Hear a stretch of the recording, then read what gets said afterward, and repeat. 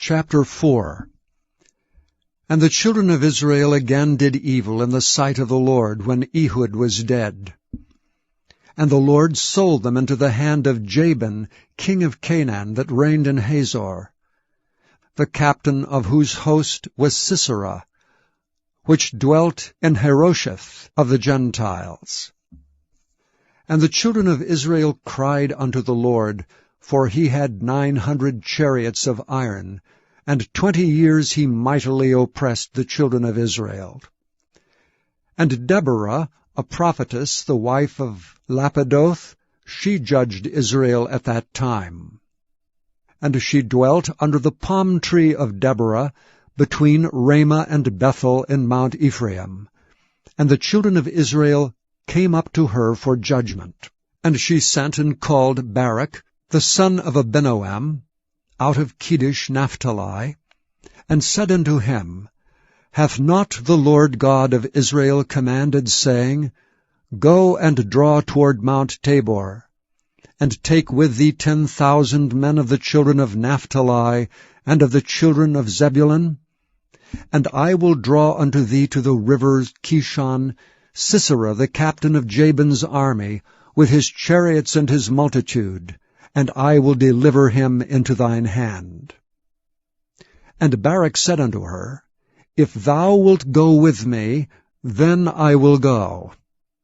But if thou wilt not go with me, then I will not go. And she said, I will surely go with thee, notwithstanding the journey that thou takest shall not be for thine honor. For the Lord shall sell Sisera into the hand of a woman. And Deborah arose and went with Barak to Kedesh. And Barak called Zebulun and Naphtali to Kedesh, and he went up with 10,000 men at his feet, and Deborah went up with him. Now Heber the Kenite, which was of the children of Hobab, the father-in-law of Moses, had severed himself from the Kenites, and pitched his tent unto the plain of Zaanaim, which is by Kedesh.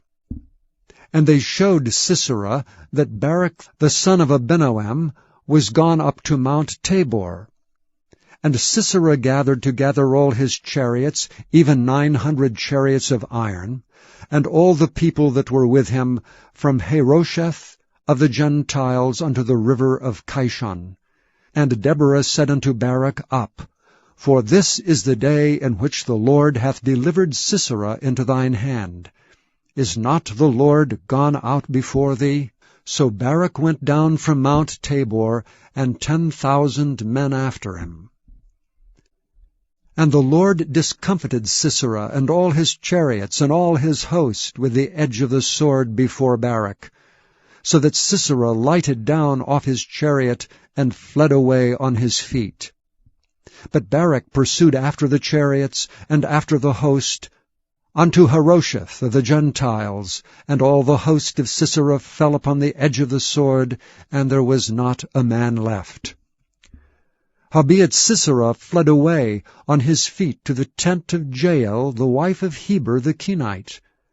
For there was peace between Jabin, the king of Hazor, and the house of Heber the Kenite. And Jael went out to meet Sisera, and said unto him, Turn in, my lord, turn in to me, fear not. And when he had turned in unto her into the tent, she covered him with a mantle. And he said unto her, Give me, I pray thee, a little water to drink, for I am thirsty. And she opened a bottle of milk, and gave him drink, and covered him. Again he said unto her, Stand at the door of the tent, and it shall be, when any man doth come and enquire of thee, and say, Is there any man here? That thou shalt say, No. Then Jael Heber's wife took a nail of the tent, and took an hammer in her hand, and went softly unto him, and smote the nail into his temples, and fastened it into the ground.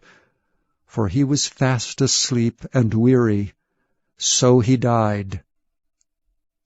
And behold, as Barak pursued Sisera, Jael came out to meet him, and said unto him, Come, and I will show thee the man whom thou seekest.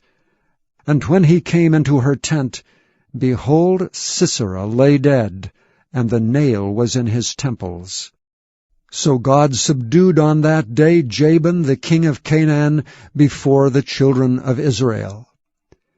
And the hand of the children of Israel prospered and prevailed against Jabin the king of Canaan, until they had destroyed Jabin king of Canaan.